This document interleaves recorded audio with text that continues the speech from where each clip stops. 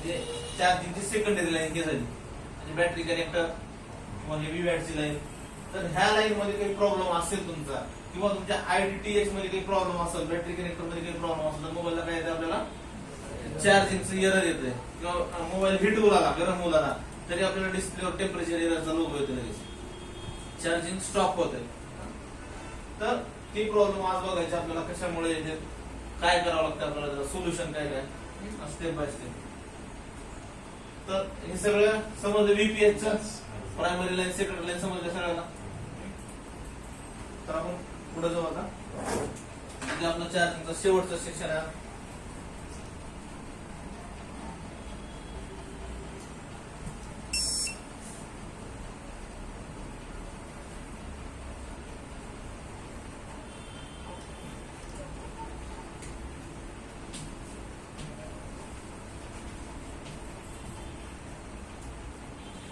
सगळ्यात मोठं हे सेक्शन होता, त्यातून पुढून छोटे येतात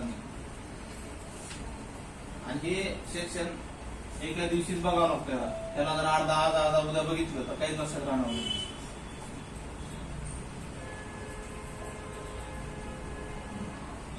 नसल समजलं त्याचा व्हिडिओ पण टाकतो, परत एकदा 2-3दा बघा.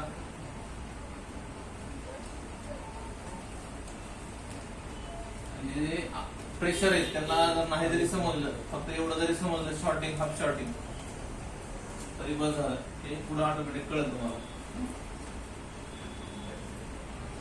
तर आज आपल्याला बघायचं आहे म्हणजे चार्जिंगला एरर येते,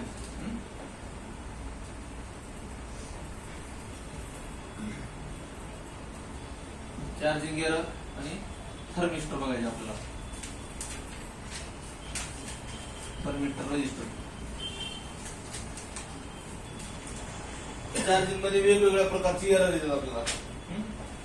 विवोचे मोबाईल असतील त्याला प्रश्नचिन्ह येते रेड कलर मध्ये, सॅमसंगचा असेल तर त्याला चार्जिंगला लावलो आपण स्विच ऑफ मध्ये तर पिवळ्या कलरचा एक लोगो येते आपल्याला किंवा टेम्परेचरचा लोगो येते. तर वेगवेगळ्या मोबाईलला वेगवेगळे एरर येते. आता ते पहिले तर काय काय चेक करायचं आपल्याला चार्जिंग एररला, मोबाईल कुठलाही असो स्टेप बाय स्टेप जे म्हणतो आपण काय चेक करायचं. पहिलं जे चेक करायचं आपल्याला तसं पहिले बॅटरी बसलेली आहे का बघायचं, कधी कधी बॅटरी लूज असते. पहिले चेक करायचं आपल्याला बॅटरी चेक, किंवा बॅटरी निघाली आहे का किंवा फुगली आहे का, किंवा बॅटरीचं कनेक्टर, बॅटरी त्याचं पूर्ण कनेक्टर बॅटरीच्या वरचं बरं. त्यानंतर मदरबोर्डवरचं बॅटरी कनेक्टर, बॅटरी कनेक्टर कोणीतरी चेंज केलं त्याच्यावरचं, सोल्डरच व्यवस्थित केलं नाही ते चेक करायचं. त्याच्यानंतर दोन्ही ओके आहे. त्यानंतर तुम्हाला CC बोर्ड, मदरबोर्ड, आपलं CC बोर्ड आणि मिडल स्ट्रीप हे चेक करायचं. CC बोर्ड कोणीतरी डुप्लिकेट टाकला असेल किंवा वॉटर डॅमेज असेल किंवा खालच्या कनेक्टरला पाणी लागलं असेल किंवा मिडल स्ट्रीप थोडीशी कट झाली किंवा पाणी लागले जरा सर्व्हिसिंग मध्ये होऊन जाते किंवा चेंज करून होऊन जाते. त्यानंतर मदरबोर्ड वर जे कनेक्टर येते आपलं B2B कनेक्टर,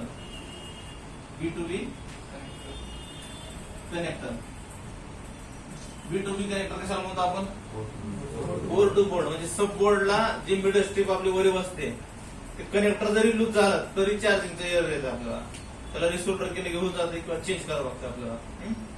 त्यानंतर नेक्स्ट ह्याच्या चेक करायचं आपल्याला सेन्सर, फिंगरप्रिंटचा सेन्सर मध्ये प्रॉब्लेम येतो, फिंगरचे बी किंवा आपल्या कॉलिंगचे बी सेन्सर मध्ये काय येतं तर ते 1.8 ची VRG लाईन असते त्याच्यामध्ये. तर त्याला तुम्हाला दोन्ही सेन्सर चेक करावं लागेल. सेन्सरला बघा बरेच जण त्या Y81, 91 ला कागद लावतात, स्टिकर लावतात, प्रॉब्लेम निघतोय. तर सेन्सर मध्ये जाऊ शकते प्रॉब्लेम, किंवा त्या सेन्सर मध्ये कॉल एंडिंगचा प्रॉब्लेम झाला आपला, कॉल एंड, कॉल केला कॉल कट होते डायरेक्ट, किंवा कॉल आला उचलला तरी कट होते. तरी तुमच्या फिंगर सेन्सर मध्ये प्रॉब्लेम येऊ शकतो किंवा कॉलिंग सेन्सर मध्ये किंवा ऑन ऑफच्या ठिकाणी सेन्सर असते आपलं. तर टोटल सेन्सर आपल्याला चेक करायचे, काढून चेक करायचे किंवा त्याला कागद देऊन चेक करायचे, स्ट्रीप असेल स्ट्रीप बाजूला काढून चेक करायचे. तर ऑल सेन्सर डायरेक्ट आपल्याला IC कडे जायचे का, आता IC कुठे जाते, चार्जिंग IC कडे जाते का, चार्जिंग IC कडे संबंधच नाही. काही मॉडेलचे जात असेल चार्जिंग IC मध्ये पण जे बॅटरी कनेक्टरची लाईन आहे चार्जिंग एरर जे आहे बॅटरी कनेक्टर पासून आपल्याला एरर येते किंवा कोणीतरी बॅटरी चेंज केली तर मग त्याला ते काळी बॅटरी लागते बघा त्याच्या मोबाईलला किंवा काही मोबाईलला बघा जसं BM4 4A 5A असं नावाच्या बॅटरी असतील बॅटरीवर नाव असतात ना आपल्या वेगवेगळे हा आणि अँड्रॉइडच्या बघा त्याच्यावर जे नाव दिले BE1 पण कनेक्टर सेम आहे म्हणून कोणी तर दुसरीच बॅटरी लावली त्याला ऍडजस्ट करून दिले मोबाईल ऑन केले कस्टमरला घेऊन गेले घरी गेल्यानंतर चार्जिंगच होत नाही त्याला बॅटरी चेंज झाली का ती तरी आपण काय करतो त्याच नंबरची बॅटरी आणतो मार्केटला जाऊन त्याला जे टाकलं त्याच नंबरची घेऊन येतो कस्टमरला सांगतो की आयसीचा प्रॉब्लेम आहे आयसीच काम करावं आणि उगाच युट्यूबला बघू आयसीला छटकावं त्याच्या मोबाईलची बॅटरी असते दुसऱ्या नंबरची आपण हा त्याला बघायचं आपल्याला त्या मोबाईलला बॅटरी कोणती आहे कनेक्टर जरी सेम असतील तरी बॅटरी वेगळी असते सेल सगळ्याचा सेम असतो सेलचा काही विषय नाही पण याच्यावरची जी स्ट्रीप असते त्या स्ट्रीप मध्ये वेगवेगळ्या लाईन असतात वेगवेगळे आपले सप्लाय असतात तर त्याचा बॅटरी नंबर बॅटरी चेक म्हणजे फक्त बॅटरी चेक करायची नाही आपल्याला खालून वरून असतं पहिलं बघायची बॅटरी तेच आहे का किंवा कनेक्टर व्यवस्थित आहे का कनेक्टर कुठं कटलंय का कधी कधी बॅटरीची स्ट्रीप कट झाली की रिस्टार्ट पण होते मोबाईल चार्जिंगला लावले की चालतंय काढले की बंद पडतंय किंवा आपलं जे कोड रजिस्टर म्हणजे प्रॉब्लेम आहे आपण त्याला शॉर्ट करतो तर या गोष्टी आपल्याला चार्जिंग घेण्यासाठी महत्वाच्या आहेत कधी कधी चार्जर मुळे होऊ शकते मग आपण दुकानात आलो 6 पोर्ट लावतो बऱ्याच वेळेस चार्जिंग व्यवस्थित होतं किंवा आपल्याकडे अजून 6 पोर्ट आपण त्याला पण लावतो व्यवस्थित होतं पण कस्टमर म्हणून चार्जिंगला काहीतरी मेसेज दिले घरी गेले मग त्याला मोबाईल समजा मोठा 65 वॅट 70 वॅटचे मोबाईलचे चार्जर त्याला जर लावलं साध्या मोबाईलला तर त्याला एरर येऊ शकते मग त्याला साधं चार्जर द्यावं लागलं आपल्याला किंवा कस्टमरला आपल्याकडे चार्जर देऊन दुसरं चार्जर द्यावं लागलं बरेच जण काय करतात पैसे वाचवायला चार्जर एकच वापरतात घरामध्ये प्रत्येक मोबाईलला एक चार्जर चालत नाही आता लेटेस्ट जे मोबाईल आहेत 30-40 हजाराचे त्यांना 60 वॅट 70 वॅट 80 वॅटचे चार्जर आहेत त्याच्यामध्ये अँपियर पण जास्त आहे आणि वॅट पण जास्त आहे पण ते चार्जर साध्या मोबाईलला चालत नाही त्याच्यामुळे काय होतं चार्जिंग आयसी भी खराब होऊ शकते बॅटरी भी खराब होऊ शकते आपली आता विवो पोला रेडमीला प्रॉब्लेम यायची बॅटरीमध्ये थोडं त्याच्यामुळेच येते जास्त चार्जर वापरलं जास्त अँपियरचं त्याच्यामुळे ते बॅटरीचा प्रॉब्लेम येते आपल्याला तर त्याला साधं चार्जर आपण जर चालत असेल तर द्यायचं म्हणजे कधी कधी चार्जरचा प्रॉब्लेम असतो आपल्याला त्यानंतर त्या एवढ्या गोष्टी आपण चेक केलो त्याच्यानंतर जर याच्यामध्ये बेसिक प्रॉब्लेम निघत असेल आता ह्याच्यामध्ये एवढ्यामध्ये आपली 50% प्रॉब्लेम निघून जाते चार्जिंग एररचे आता जे मोठे प्रॉब्लेम आहेत जे चार्जिंगला एरर येते ते जास्तीत जास्त प्रॉब्लेम आपल्याला बॅटरी कनेक्टर पासून आता बॅटरी कनेक्टर जर आपण चेक केले तुटला नसेल किंवा तुटलेला असेल कोणी चेंज केला असेल रिसोल्डर करून बघितलं आपण पण ते बॅटरी कनेक्टर मध्ये सप्लाय असते लाईन असते वेगवेगळ्या कुठल्या कुठल्या लाईन असतात आपण चेक करू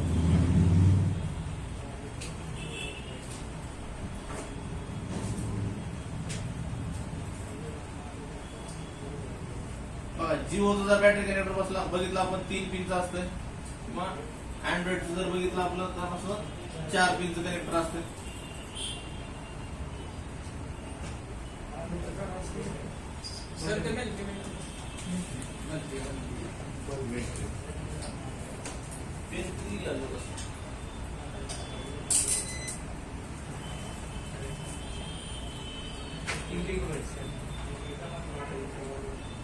त्यानंतर काही मोबाईल जर बघितले आपण सॅमसंग मध्ये तर असे 2 पिनचे पण कनेक्ट करायचे प्लस एक मायनस तर जिओ मध्ये जर विचार केला आपण तर एक TH चा एक पॉइंट आहे अदर जे अँड्रॉइड बघितलं आपण प्लस मायनस म्हणजे एक व्हीबॅट म्हणतो आपण याला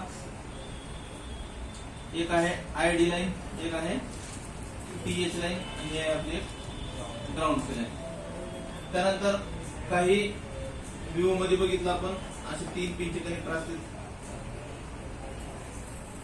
एक ID TH प्लस मायनस परत सेम कनेक्टर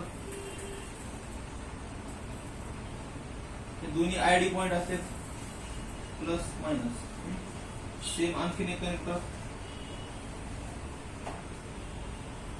दोन्ही TH चे पॉइंट प्लस मायनस दिसायला 3 सेम कनेक्टर आहे त्याची बॅटरी घरात चालणार, त्याची बॅटरी घरात चालणार. एकमेकाची बॅटरी चलेल का एकमेकाला?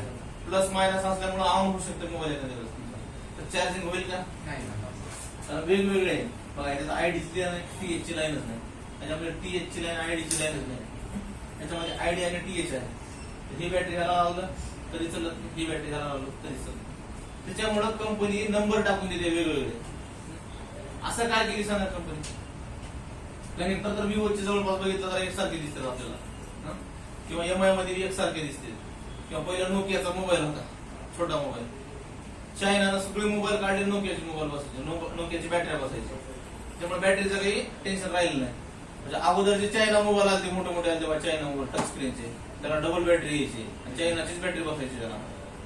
पुन्हा काय झालं, नवीन नवीन मोबाईल आले आणि त्याला नोकिया बॅटरी सपोर्टेबल दिली. ते मोबाईल जास्त विकायला लागले कारण नोकियाची बॅटरी बसते, नोकिया बॅटरी जास्त दिवस टिकते म्हणून. त्यांचा बॅटरीचा खप कमी झाला. त्याने काय विचार केले, प्रत्येक मॉडेलला वेगवेगळी बॅटरी द्यायची. आता जिओ मध्ये कमी कमी 25-30 मॉडेल डिस्प्ले येतो. तर एकच डिस्प्ले सगळ्याला बसला, जमल का? एकच डिस्प्ले सगळ्याला बसला तर फॅक्टरी काय करते, कॉम्पिटिशन करते डिस्प्ले मध्ये.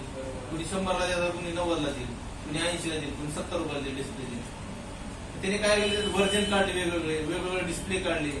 काहीतरी चेंज करायचं, मध्ये एक कंपोनंट चेंज करायचं, किंवा काहीतरी पिन चेंज करायचे, 22 पिन 24 पिन करायचं. त्याच्यामुळे काय होतंय, डिस्प्लेचे खप जास्त होते आणि त्याची किंमत बी वाढू शकते ना. समजा एकाकडे डिस्प्लेच नाही ते मार्केटमध्ये आणि एका मागवले 100चा डिस्प्ले 150 विकू शकते. ते असतं चायनाचं डोकं. 25 मॉडेल काढले, बॅटरी आता जवळपास सेम आहे सगळ्याला. बॅटऱ्या बी चेंज दिल्या असतं जीवन तर लय आवड झाला. बॅटऱ्या देखील सेम आहे, पण डिस्प्ले वेगळे आहेत, बॉड्या वेगळे आहेत. त्यानंतर माईक वेगवेगळे, 4-5 प्रकारचे माईक आहेत. सीपीयू पण 3 प्रकारचे, म्हणजे 2 प्रकारचे, एसपीडी आणि कॉलकॉम 2 प्रकारचे.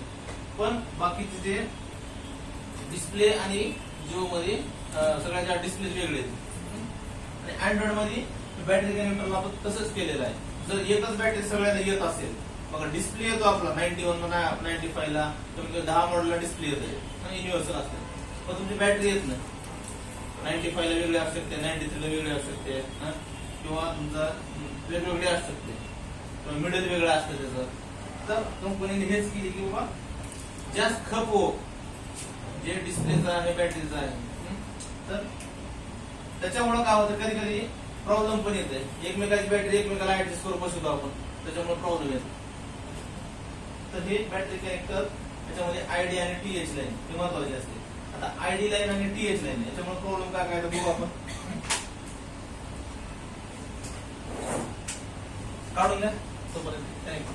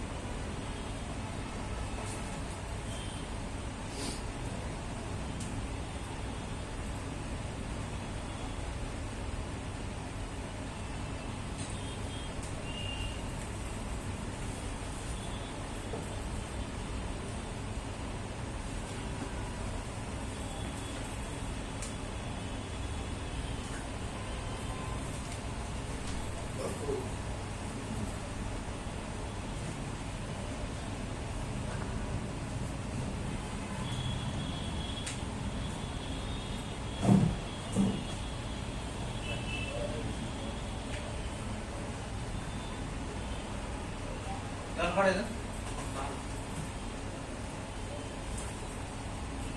बघा, वेगवेगळ्या प्रकारचे कनेक्टर आहेत.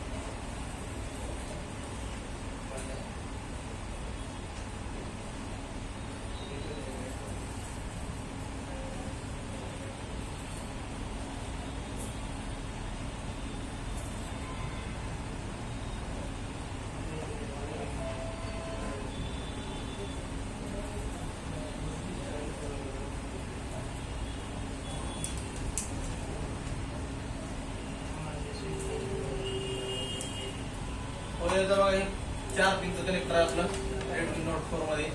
या पाहिजे तुम्हाला जास्त 4 पिन बघायला भेटतात आपल्याला. त्यामध्ये पहिले जे कनेक्टर आहे आपलं ग्राउंड आहे, म्हणजे मायनस, त्याला काही सप्लाय दाखवलेला नाही.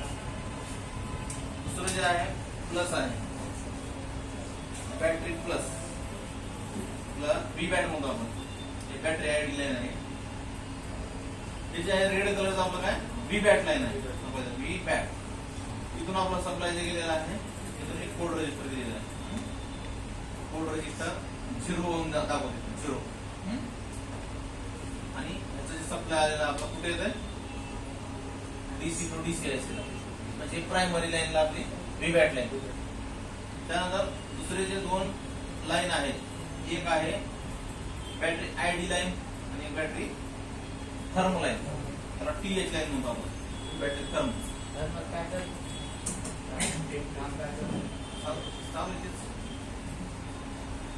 तर आयडी ची लाईन आहे, TH ची लाईन आहे. आता दोन्ही लाईन एवढ्या महत्वाच्या आपल्यासाठी, चार्जिंग एरर साठी असेल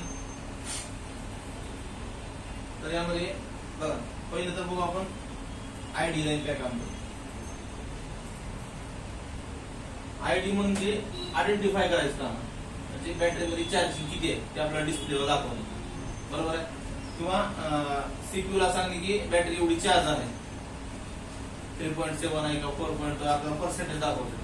म्हणजे एक प्रकारचं पर्सेंटेज दाखवायचं काम पहिलं करायचं. त्याच्यामुळे प्रॉब्लेम काय येते, प्रॉब्लेम काय आहे, कधी कधी काय करतो आपण, मोबाईलची बॅटरी फुगल्यावर बघा चालू केलं 100% दाखवते, कधी दाखवलं 70% दाखवते, कधी ऑन केलं 0% दाखवते, कधी 50% दाखवते, 50च्या वरी बी जात नाही, 50च्या खाली बी. किती बी चार्जिंगला लावून ठेवा, कस्टमर मध्ये 50%च्या वरच जाणार बॅटरी, म्हणजे 50च्या खाली जाणार. कधी कधी बघितले का 1000% दाखवते बॅटरी, 5000% बघितले, 200% दाखवते, 300% दाखवते. म्हणजे ते CPU कन्फ्युज आहे, ते बॅटरी किती आहे की त्याला कन्फर्मच होणार गेले की CPU ला बॅटरी आहे का नाही, किंवा किती पर्सेंटेज आहे, किंवा त्याला व्होल्टेज तर भेटला पण बॅटरीमध्ये चार्जिंग किती कळणारच गेले. म्हणजे आयडेंटिफाय करणार का त्यानं, आयडेंटिफाय करणार गेले, किंवा चार्जिंगला लावलं, चार्जिंग वाढणार गेली, कमी बी होईना गेली, तुमचं सगळं सेक्शन ओके असतं, एवढे चार्जिंग IC ओके असते, सगळं ओके असते, इनपुट ओके असतं, आउटपुट ओके असतं. म्हणजे तुम्ही चार्जिंग कनेक्टर बदललो, स्ट्रिंग बदललो, चार्जिंग IC बी बदललो, प्रॉब्लेम निघणार आहे का तुमचा, कारण आयडेंटिफाय करणार गेलंय. तुमची बॅटरी तर भरणारी 3.5 होती बॅटरी, आणि तुम्ही चार्जिंगला काय अर्धा तास लावलो, 3.7 किंवा 4.2 जरी बॅटरी झाली तरी पण डिस्प्लेवर तुमच्या दिसतच नाही किती पर्सेंटेज आहे. 50 ते 50च राहते. नंतर मोबाईल स्विच ऑफ करून ऑन केलो 100 दाखवते किंवा 80 दाखवते. तर ते प्रॉब्लेम कशामुळे आपल्याला, आयडी लाईन जर ओपन असेल, तुमच्या आयडीची लाईन जी आहे ते CPU ला गेलेली असते, किंवा TH ची लाईन CPU ला गेलेली असते, त्या ठिकाणी DC टू DC ला गेली आहे. तर ह्या आयडी लाईन मुळे तुमचं काय होतंय, आयडेंटिफाय करत नाही बॅटरी, किंवा बॅटरी तर आहे, मोबाईल चालू केला फक्त लोगो येते बंद पडते मोबाईल, चार्जर लावलं तर चालते मोबाईल. जसं आपला बॅटरीचा थर्मिस्टर, आपलं कोड रजिस्टरचा प्रॉब्लेम असतो, तसं पण प्रॉब्लेम तुमच्या ह्या आयडी लाईन मुळे होतो. समज बॅटरी असेल तरी चार्जर लावलं तर चालते मोबाईल, तुम्ही बॅटरी जरी बदललं तरी प्रॉब्लेम निघणार नाही, किंवा कोड रजिस्टर जरी शॉर्ट केलं तरी प्रॉब्लेम निघणार नाही, जर तुमच्या आयडी लाईनला प्रॉब्लेम असेल तर. समजलं सगळं, तर हे आयडी लाईनचा प्रॉब्लेम. त्यानंतर दुसरं जे आहे आपलं TH लाईन. TH लाईन म्हणजे थर्मल लाईन असते. थर्मल म्हणजे टेम्परेचर सेन्स करायचं काम करतं. त्यानं काय करतंय, टेम्परेचरला सेन्स करतंय. म्हणजे मोबाईल जर गरम झाला, किंवा बॅटरी गरम झाली, किंवा मदरबोर्ड आपला गरम झाला तर चार्जिंगला एरर येते आपल्याला. किंवा लाईन जरी ओपन असली CPU मधून, हे जे लाईन आहेत आपल्या CPU ला गेले बघा, तर TH लाईन त्यामध्ये आपल्याकडे रजिस्टर दिसतील. पहिले बघितलं आपण आयडी लाईन. आयडी लाईन, त्या आयडी लाईनला एक तुम्हाला 100 केचे रजिस्टर लावले पॅडलर मध्ये. तरी आयडी लाईन, त्या आयडी लाईनला तुम्हाला एक 100 केचं रजिस्टर लावलेलं इथं. त्यानंतर एक डायोड दिलेला आहे इथं आणि ती लाईन गेलेली आपल्याला कुठं त्याच्यामध्ये सीपीयू ला गेली का डीसी टू डीसी ला गेला बघू आपण. काही मोबाईलला डीसी टू डीसी ला जाऊ शकते, काही मोबाईलला सीपीयू ला जाऊ शकते. बघा हे जे आयडी लाईन आहे कुठे गेले बघा, दोन्ही लाईन आल्या तुमच्या डीसी टू डीसी ला. तर हे नोट 4 दोन्ही लाईन आल्या तुमच्या डीसी टू डीसी ला. त्यानंतर दुसरी जी लाईन आपली टीएच लाईन, ही पण कुठे आली डीसी टू डीसी ला. त्याच्यामध्ये काही कंपोनंट दिले का बघा, त्याच्यामध्ये पण एक डायोड दिलेला आहे आणि ह्या लाईनला फक्त एक 100 केचा रजिस्टर दिलेला आहे. तुमचं कोड रजिस्टर जरी निघाला या आयडी लाईनचा तरी प्रॉब्लेम देते, बॅटरी लो चा देते किंवा आयडीला जे सांगितलं तुम्हाला आता ते प्रॉब्लेम देतो. आणि टीएच ला चार्जिंग एरर, थर्मल लाईन आहे ती, तर चार्जिंग एरर तुम्हाला या दोन्ही पॉइंटला रिडिंग आली पाहिजे आणि दोन्ही पॉइंटला चार्जर लावल्यानंतर व्होल्टेज पण आलं पाहिजे विदाउट बॅटरी. आता आपण बॅटरी लावल्यानंतर चार्जिंगला किती येते, विदाउट बॅटरी किती येते आपल्याला 4.2 पर्यंत चार्जिंगला लावल्यावर. पण काही मोबाईलला तुम्हाला चार्जर लावलो काय कधी कधी आपल्या इथे व्होल्टेज पण येत नाही. ट्राय केला असतो तुम्ही, पण बॅटरी तर भरते आपली, चार्जिंग होते मोबाईल बघितलं असतं तुम्ही, ट्राय केला असतं. म्हणजे मी काय सांगतो बघा, जे आपण चार्जिंगचं सेक्शन चेक करतो कसं चेक करतो आपण, चार्जर लावतो बॅटरी कनेक्टला व्होल्टेज चेक करतो बरोबर आहे. इथे 4.2 पर्यंत यायला पाहिजे. जर चार्जर लावला इथे व्होल्टेज द्यायला गेले आपण समजतो की बॅटरीचा चार्जिंग यायचा काही प्रॉब्लेम असेल. तसं काही अँड्रॉइड मोबाईलला नसतं. तसं काय असतं तर ज्यावेळेस तुम्ही चार्जर लावलो त्यावेळेस व्होल्टेज येते. व्होल्टेज कधी येते, जेव्हा तुम्ही बॅटरी लावता त्यावेळेस व्होल्टेज येते, समजलं. तर तुमच्या बॅटरी कनेक्टरला बी बॅटला ज्यावेळेस तुम्ही बॅटरी लावता त्यावेळेस त्यांना व्होल्टेज येते तिकडून. तर तुम्ही कन्फ्युज होता की चार्जर लावल्यावर व्होल्टेज आलंच पाहिजे. काय मोबाईलला येईल काय मोबाईलला नाही. त्याच्यामुळे आयडी आणि टीएच ला चेक करायचं. आयडी टीएच ला तुम्हाला 2 व्होल्टेज पर्यंत 1.5 किंवा 1.8 2.2 2.0 असं दोन्हीला व्होल्टेज येतं. कॉलकमला तर येतं जास्त. तर बी बॅटला जरी व्होल्टेज नाही आलं तरी कन्फ्युज व्हायचं नाही. फक्त बॅटरी वरती का बघायचं, एम्पियर येते का बघायचं. कधी कधी बॅटरी लावल्यावर व्होल्टेज येते, त्याला फीडबॅक भेटला व्होल्टेज किती आला पाहिजे आयडी थर्मलला तुम्हाला येते 1.8 व्होल्टेज किंवा 2 व्होल्टेज येते त्या ठिकाणी येते. तुमची लाईन जर ओपन असेल व्होल्टेज बी येत नाही किंवा तुमची लाईन ओपन असेल तर रिडिंग पण येत नाही. पहिले तुम्हाला फुल टेस्टिंग करायचे, रिडिंग बघायचे,